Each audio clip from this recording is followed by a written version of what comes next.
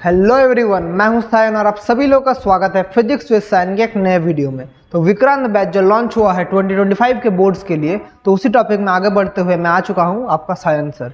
तो आज हम लोग क्या पढ़ेंगे, क्लास 11 का काइनेमेटिक्स के अंदर हमने लास्ट दो लेक्चर में क्या पढ़ा, कैलकुलस के बारे में पहले डेरिवेटिव पढ़ा, फिर इंटीग्रेशन पढ़ा। तो जो मैंने इक्वेशंस ऑफ मोशन प्रूव कराया था हमारे पहले लेक्चर में, तो उसी चीज़ को हम लोग प्रूव करेंगे equation of motion bye the help of calculus. Calculus यानी डेरिवेटिव और इंटीग्रेशन को यूज करके हम लोग इक्वेशंस ऑफ मोशन को प्रूव करेंगे। तो डेरिवेटिव और इंटीग्रेशन हम लोग ऑलरेडी समझ के आ चुके हैं। अगर आप लोग नहीं समझे डेरिवेटिव और इंटीग्रेशन या आप लोग वीडियोस नहीं देखे, तो नीचे डिस्क्रिप्शन में लिंक में मेरा पूरा प्लेलिस्ट का लिंक दिया है, आप उधर से क्लिक करके देख सकते हैं। तो आज हम लोग क्या करेंगे, equations of motion by calculus. Equations of motion मतलब कौन कौन से equation, v equals to u plus a t, s equals to u t plus half a t square और v square equals to u square plus 2as। ये तीनों equations हमने graphically prove किया था। ये तीन इक्वेशंस हमने ग्राफिकली प्रूव किया था। अभी हम लोग क्या करेंगे, bye the help of calculus हम इसे प्रूव करेंगे। तो देख लेते हैं। तो सबसे पहले हम लोग प्रूव करेंगे v equals to u plus a t, v equals to u plus a t, इसको हम लोग प्रूव करेंगे। तो हमें क्या पता है, मैंने जब डेरिवेटिव और इंटीग्रेशन पढ़ाया था, मैंने आप लोगों को क्या बोला था, v इक्वल्स टू क्या है, मैंने क्या बोला था, a इक्वल्स टू क्या है, dv dt, rate of change of velocity. तो मैं इसको ऐसे लिख सकता हूँ, dv equals to a dt लिख सकते हैं। बोथ साइड क्या करेंगे, इंटीग्रेट। तो dv का इंटीग्रेशन क्या होगा, v, इधर a तो कांस्टेंट है तो a dt, तो क्या होगा at प्लस c, जहाँ पर c क्या है, एक कांस्टेंट है, कांस्टेंट ऑफ इंटीग्रेशन। तो हमें c निकालना पड़ेगा। तो at t equals to zero, जब टाइम जीरो है तो क्या होगा, v equals to u, velocity equals to initial velocity, final velocity equals to initial velocity. तो टाइम जब t इक्वल्स टू जीरो है, v इक्वल्स टू u होगा। तो देयरफॉर अगर इस कंडीशन को बिठाएंगे तो c इक्वल्स टू क्या आ रहा है, u आ रहा है, क्योंकि ये जीरो हो जा रहा है, तो c इक्वल्स टू u। तो देयरफॉर हमारा c का वैल्यू को अगर हम लोग पुट कर दें तो v equals to u plus a t. मतलब ये अगर इक्वेशन नंबर 1 है, इक्वेशन 2 है, तो इक्वेशन 2 में जो हम लोग का सी का वैल्यू मिला वो हम लोग 1 में पुट कर देंगे, तो हमारा पहला इक्वेशन ऑफ मोशन प्रूव हो चुका है।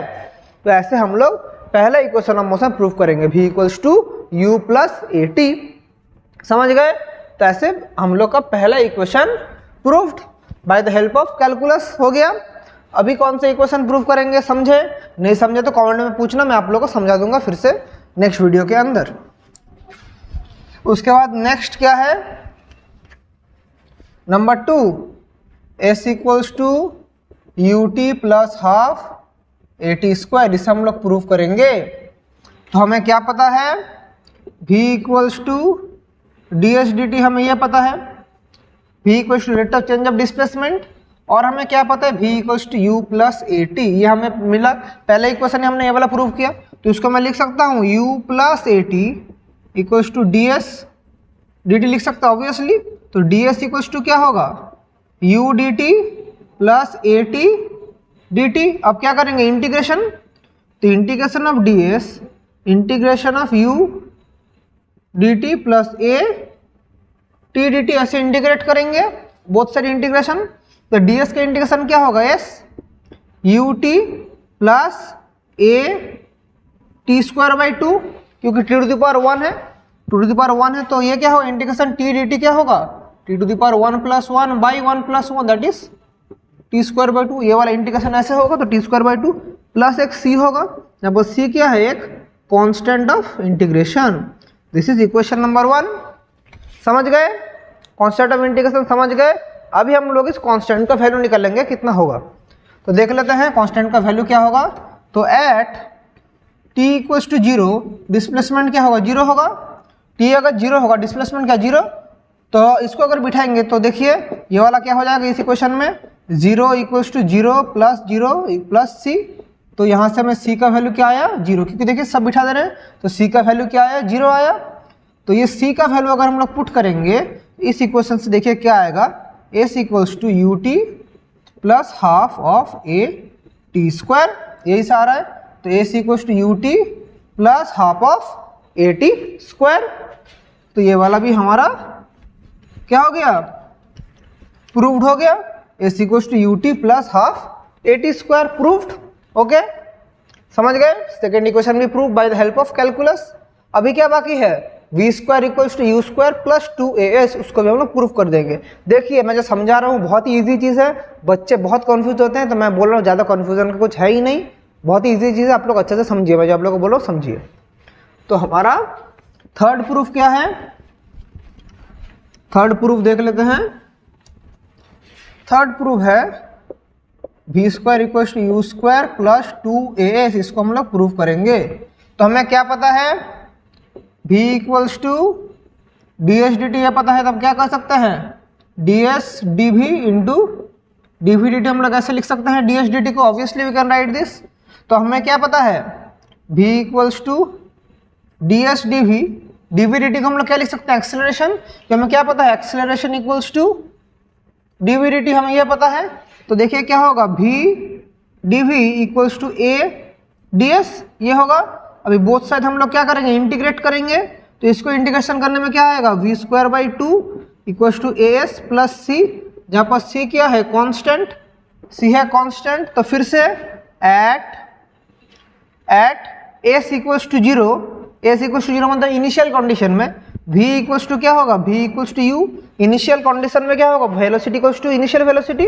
तो क्या होगा, हम उसको अगर बिठाएंगे, इस इक्वेशन को अगर बिठाएंगे तो क्या होगा, u square by 2 equals to 0 plus C. तो यहाँ से c का वैल्यू क्या आया, u स्क्वायर बाई 2। देखिए क्योंकि ये 0 है तो c इक्वल्स टू क्या होगा, u स्क्वायर बाई 2, ये होगा। तो हम लोग इस c का वैल्यू को अगर इस इक्वेशन में पुट कर देंगे तो देखिए क्या होगा, c का वैल्यू को, ये वाला जो वैल्यू अगर इधर पुट करेंगे तो क्या होगा, v square by 2 equals to A S plus u square by 2। ठीक है, तो इसको थोड़ा सॉल्व करेंगे तो क्या आएगा, v square equals to u square plus 2as, this is the prove, v square equals to u square plus 2as। तो तीनों equation of motion with the help of calculus हमने प्रूफ कर दिया। ठीक है, गॉट इट। तो derivative से भी निकाला थे, अभी क्या हो गया, मतलब पहले ग्राफिकली प्रूफ किया था, अभी डेरिवेटिव और इंटीग्रेशन से भी हमने निकाल लिया। तो कैसे भी एग्जाम है आप लोग कर पाएंगे। तो प्रूफ हो गया है। यहाँ से अगर मैं आप लोगों का क्वेश्चन कैसा आएगा, बहुत टाइप में क्वेश्चन डिस्कस करूंगा। अगर आपको मैं एक क्वेश्चन कराऊं इक्वेशन ऑफ मोशन से, तो देख लीजिए, हाँ, कैसा क्वेश्चन कराऊं। हाँ, एक क्वेश्चन में, जो बहुत सारे क्वेश्चन में पास्ट ईयर क्वेश्चन कराऊंगा आप लोगों को, मैं भी एक क्वेश्चन दे रहा हूं। ए particle moves with a velocity of 40 meter per second before coming to rest after 5 minutes. After 5 minutes, find its retardation. Find its retardation, क्या निकाला है, find its retardation. Find its retardation मतलब पार्टिकल वेलोसिटी कितना लेके जा रहा है, velocity ले जा रहा है, मतलब इनिशियल वेलोसिटी कितना दिया है, 40 मीटर पर सेकेंड। टाइम कितना दिया है, देखिए 5 मिनट्स, तो टाइम दिया है 5 मिनट्स, यानी 5 इंटू 60 दैट इज 300 सेकेंड्स दिया है। तो 5 इंटू 60 300 सेकेंड्स दिया है। और v का फॉर्मूला क्या जानते हैं, u minus A T minus Q, minus for retardation, minus for क्या, रिटार्डेशन, क्योंकि वेलोसिटी कम रहा है रिटार्डेशन। और फाइनल वेलोसिटी क्या दिया है, फाइनल वेलोसिटी 0, क्योंकि देखिए बिफोर कमिंग टू रेस्ट, तो फाइनल वेलोसिटी क्या है, 0। तो यहाँ से मुझे a का वैल्यू क्या आएगा, u बाई टी, तो u का वैल्यू क्या है 40, t का वैल्यू क्या है 300, तो 4/30 या 2/15। तो एक्सेलरेशन क्या आ गया, एक्सेलरेशन आ गया 2/15 metre per second square. This is our retardation. तो रिटार्डेशन कितना आ गया, 2/15 मीटर पर सेकेंड स्क्वायर। तो ऐसा टाइप का प्रॉब्लम आता है। तो बहुत सारे प्रॉब्लम है, इक्वेशन ऑफ मोशन से लेकर बहुत प्रॉब्लम आता है, हम लोग करेंगे पर्टिकुलर PYQs में जो आया हम लोग वो करेंगे। अभी देखिए यहाँ से हमें और एक चीज़ मैं करूँगा कि फ्री फॉल अंडर ग्रेविटी या मोशन अंडर ग्रेविटी में इक्वेशन ऑफ मोशन कैसे चेंज होता है। जब कोई चीज़ें पेन को मैं ऊपर से छोड़ दूंगा तो ग्रेविटी के अंदर नीचे गिरेगा, bye the help of gravity it falls down. तो ग्रेविटी के इन्फ्लुएंस में जो नीचे गिर रहा है वो कैसे गिरेगा वो हम लोग स्टडी करेंगे। तो अभी हम लोग क्या करेंगे, motion under gravity. Motion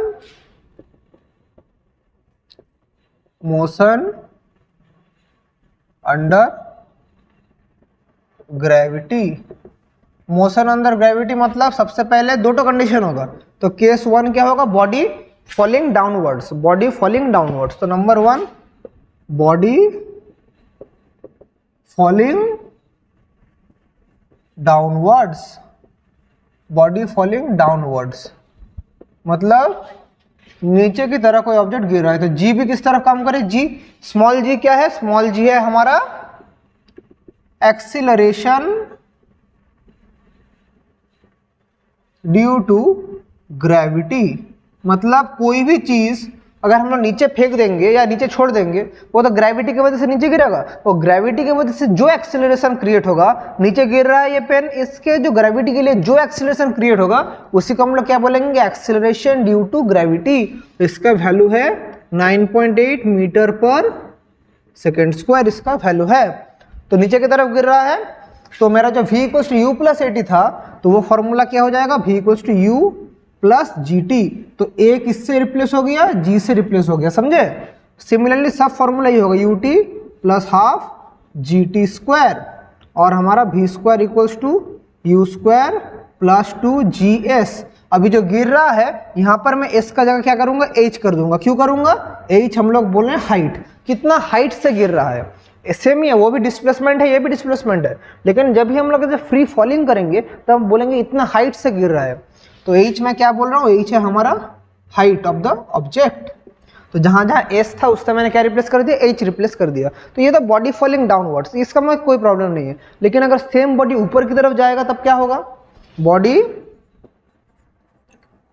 rising upwards. तो क्या होगा, अगर राइजिंग अपवर्ड्स हुआ तो क्या होगा, तो v = क्या होगा, u - gt। क्यों, देखिए बॉडी ऊपर की तरफ जा रहा है, बॉडी ऊपर की तरफ जा रहा है, g किस तरफ है, नीचे की तरफ, g नीचे की तरफ, बॉडी ऊपर, g नीचे की तरफ, बॉडी ऊपर जा रहा है, ये नीचे ये ऊपर, नीचे ऊपर। तो क्या होगा, v = u - gt। फिर a = ut - ½ gt² और v² = u² - 2gh। तो अपवर्ड्स होगा तो माइनस होगा, जैसे मेरा रिटार्डेशन का केस था इक्वेशन ऑफ मोशन में माइनस हो रहा था, सिमिलरली इसके लिए भी माइनस हो रहा था। कैमरा में आ रहा है अच्छे से, मैं थोड़ा देख लेता हूँ कैमरा में आ रहा है कि नहीं। हाँ एकदम बढ़िया आ रहा है कैमरा में एकदम, हाँ ठीक है, ठीक आ रहा है। तो समझ गए, तो बॉडी फॉलिंग डाउनवर्ड्स और बॉडी राइजिंग अपवर्ड्स हो गया, समझ गए। तो ये था मेरा काइनेमेटिक्स का सब टाइप का इक्वेशन ऑफ मोशन। यहाँ से बहुत सारा क्वेश्चन आता है, सब फॉर्मूला पुटिंग है। एक अगर मैं आप लोग को प्रॉब्लम कराऊँ, एक प्रॉब्लम में अगर इस इक्वेशन ऑफ मोशन मतलब जो ग्रेविटी का अंदर है problem कराऊँ,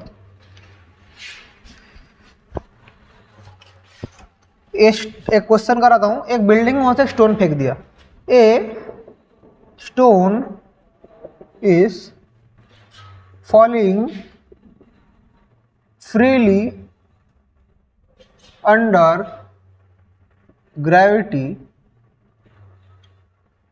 from a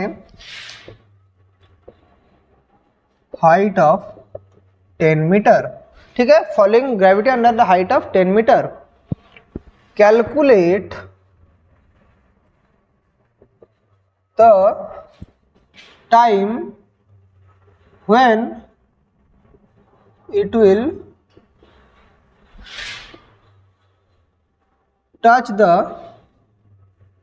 ground, calculate the time in touch the ground and come to rest, touch the ground and come to rest, and come to rest। तो ये क्वेश्चन दिया है, तो कैसे करेंगे, हमारे पास क्या क्या प्रोवाइडेड है। देखिए एक स्टोन, ये ग्राउंड है, ऊपर से एक स्टोन गिर रहा है। तो स्टोन का हमें क्या पता है, जी पता है, और ये हाइट हमें पता है, हाइट कितना बोला है 10 मीटर। तो हमारे पास क्या क्या दिया है, हमारे क्वेश्चन में बोला हाइट दिया है कितना 10 मीटर, और जी हमें पता है 9.8 मीटर पर सेकेंड स्क्वायर। और हमें और एक चीज़ पता है, जब बॉल इधर आ जाएगा, जब बॉल गिरेगा वहाँ पर फाइनल वेलोसिटी क्या होगा, 0 होगा। तो फाइनल वेलोसिटी हमें 0 पता है, ठीक है। तो हम क्या रिलेशन जानते हैं, v square equals to u square, final velocity 0, तो क्या हो रहा है यू स्क्वायर प्लस 2gs, ये हो रहा है, लेकिन फाइनल वेलोसिटी 0, फाइनल वेलोसिटी 0 ऊपर से गिर रहा है, फाइनल वेलोसिटी 0, तो क्या होगा इधर u माइनस gs, मतलब फाइनल वेलोसिटी जब भी 0 होगा, आप बोलेंगे सर नीचे की तरफ तो प्लस बोले थे, लेकिन फाइनल वेलोसिटी 0 हो रहा है, 0 हो रहा है मतलब इसलिए हमारा ये माइनस होगा, रिटार्डेशन केस है। तो क्या होगा, तो हमारे पास यहाँ से हम लोग क्या देख पा रहे हैं कि you square equals to 2gs हम लोग बोल रहे हैं। तो यू स्क्वायर क्या होगा 2, g कितना है 9.8, s कितना है 10, s मतलब तो g h हाइट है, तो ये s मतलब तो h है, तो क्या होगा 98 इंटू 2, 98 इंटू क्या होगा 176, यू स्क्वायर इक्वल्स टू 176, तो u क्या होगा under root of 176 metre per second, ये होगा, ठीक है। सॉरी ये 196 होगा, 196 होगा, 18, क्योंकि देखिए 2 8 16, 2 9 13, 196, 196 किसका होता है स्क्वायर बोलिए तो 196 किसका होता है, तो इसको हम लोग ऐसे रखेंगे 196, 16 इंटू 16 कितना होता है 16 इंटू 16 36, 9 6 1, तो 6 ये 256 ये नहीं होगा, और 196 का शायद नहीं 36 इंटू 6 होगा क्या, नहीं 36 6 का नहीं हो रहा है, और किसका होगा तो 196 हमारा 14 का भी तो नहीं होगा, 14 का होगा क्या, बोलेंगे सर आपको ये भी नहीं पता, सर आपको ये भी नहीं पता, मल्टीप्लाई करना पड़ेगा, क्या पता, अभी तो दिमाग काम नहीं कर रहा, क्या करूं, तो 14 मीटर पर सेकेंड। तो क्या हुआ, इनिशियल वेलोसिटी मेरा कितना निकला, इनिशियल वेलोसिटी मेरा निकल गया, initial velocity 14 metre per second, मिल गया इनिशियल वेलोसिटी। अभी हमें क्या चाहिए, time when it will touch the ground. तो यहाँ पर मैं लिख देता हूँ मेरा इनिशियल वेलोसिटी क्या निकला 14 मीटर पर सेकेंड, हो गए। नाउ हमें क्या फॉर्मूला चाहिए, टाइम चाहिए, तो v equals to u minus g t, तो यहाँ से t क्या होगा u बाई जी, u क्या है 14, g क्या है 9.8, तो क्या होगा 7 बाई 4.9, तो यहाँ पर एक 10, तो 7 into 10, 7 into 7, so 10 by 7 second होगा। तो कितना टाइम में ग्राउंड को टच करेगा 10 बाई 7 सेकेंड में ग्राउंड को टच करेगा, ठीक है, 10 बाई सेकेंड में टच करेगा, and calculate time and come to rest. तो टाइम कितना है, यह है हमारा टाइम, हमारा निकल गया, तो टाइम भी निकल गया और कितना वेलोसिटी के साथ इनिशियल था 14 मीटर पर सेकंड मिल गया। तो ऐसा टाइप का प्रॉब्लम आता है, और भी हम लोग प्रॉब्लम करेंगे सैम्पल पेपर्स में जो है, या पास्ट ईयर क्वेश्चन में क्लास 11 में जो है हम लोग वहाँ से प्रैक्टिस करेंगे। तो चलिए आज का सेशन हम लोग यहीं तक रखते हैं। होप आप सभी लोग समझे कैसे हमने इस पूरा चीज़ को सॉल्व किया। तो इसी के साथ आज का सेशन हम लोग यही एंड करते हैं। इसके बाद काइनेमेटिक्स का हम लोग प्रॉब्लम प्रैक्टिस करेंगे। काइनेमेटिक्स में मैं बोल रहा हूँ फिर से स्टार्टिंग से आज का हर एक वीडियोस देख लीजिए। अगर आप लोग मेरे चैनल में नए हैं तो मैं बार बार बोल रहा हूँ क्योंकि मैं जो पढ़ा रहा हूँ सब कुछ टॉपिक मैंने वीडियोस के माध्यम में कंप्लीट किया है। आप लोग अगर बुक नहीं भी देखेंगे, मेरा जो लेक्चर है ये फॉलो करेंगे तो ही इनफ है। मैं गारंटी के साथ ये कह रहा हूँ इनफ है। मैं जो कह रहा हूँ मतलब ऐसे फेक नहीं रहा हूँ, गारंटी के साथ कह रहा हूँ। देखिए क्योंकि ये जो मैंने क्लासेस लिया है ये आपके 2025 के बोर्ड्स को फोकस करके जो आप लोग के लिए ज़रूरत है मैंने वही चीज़ आपको करवाया है। तो चलिए, wishing you all the very best. I hope आपका पढ़ाई बहुत अच्छा से चल रहा है। तो ऐसे ही मन लगा के पढ़ाई करते रहिए एंड थैंक यू।